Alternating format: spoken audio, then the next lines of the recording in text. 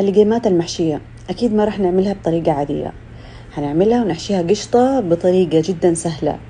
فرح أبدأ بالعجينة. العجينة في العجانة الكهربائية من أديسون رح أحط 2.5 كوب دقيق، سكر، حليب بودرة، خميرة، بيكنج باودر وملح، أخلطهم وأضيف الزيت والحليب.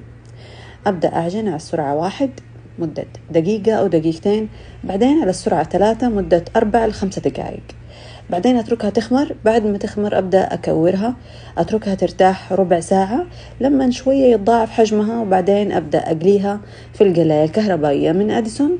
لما تتحمر معايا كويس أحطها على شيرة ثقيلة، وبعدين أتركها تبرد تماما. أفتحها كده من النص، وبعدين أحشيها بقشطة جاهزة، أحط عليها فستق، ومباشرة أقدمها. طريقة رائعة ولذيذة للقيمات المحشية، مع القشطة طلع طعمها جدا رائع، وبالعافية.